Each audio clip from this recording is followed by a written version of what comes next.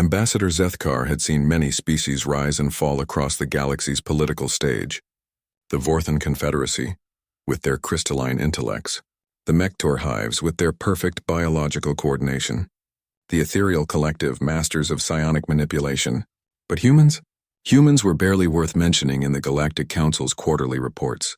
They're a young species. Zethkar had dismissed them during the initial contact protocols. Primitive chemical rockets, nuclear fission, and an alarming tendency toward tribal warfare. Give them a few millennia to mature. That was before the Kepler Station incident.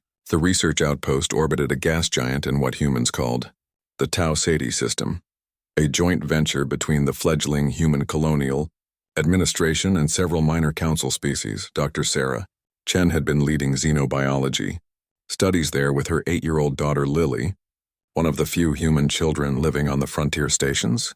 On the day that changed everything, Lily Chen was playing in the station's hydroponics bay when the Vektari raiders struck. The Vektari were a known nuisance, pirates and slavers who preyed on remote installations. Their attack on Kepler Station should have been routine: steal valuable research, capture a few specimens for the black markets, and vanish into the void.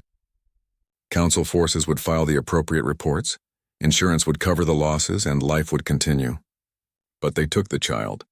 Captain Thane Chen received the news while commanding the human patrol ship Defiance 3 systems away. The transmission was brief. Kepler Station raided. Research staff captured. No survivors confirmed.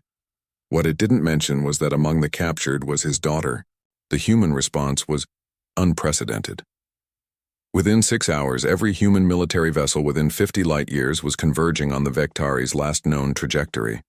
Mining ships, cargo haulers, even civilian transports were retrofitted with weapons.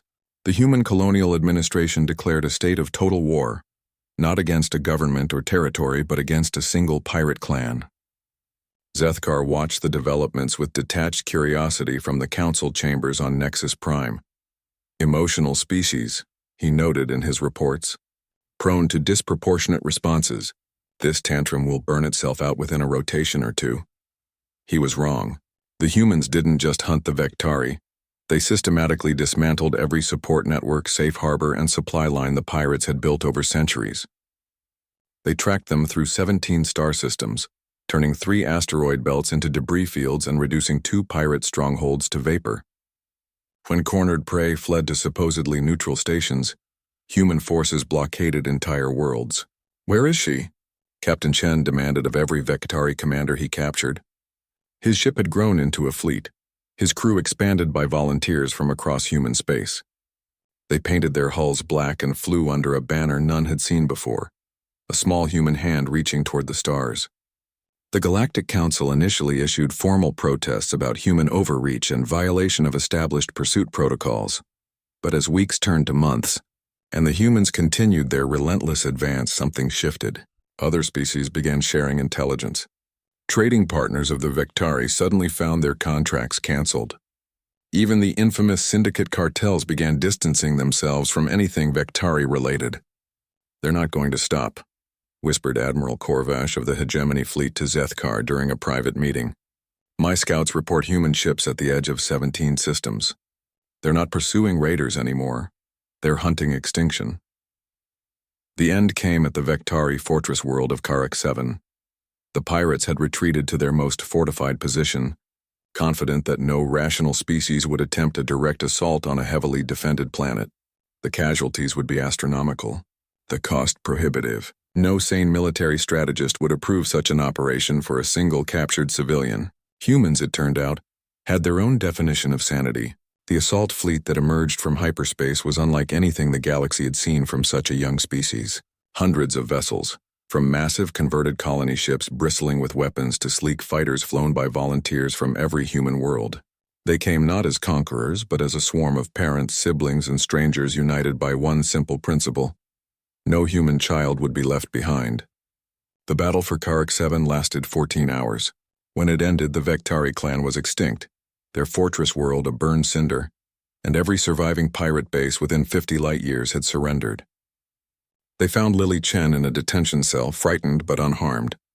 She was reunited with her father as the human fleet began its return journey. but not before broadcasting a message across all known pirate frequencies. "We are humanity," Captain Chen's voice echoed through subspace. "We are new to these stars and you see us as weak. But understand this, we do not abandon our own.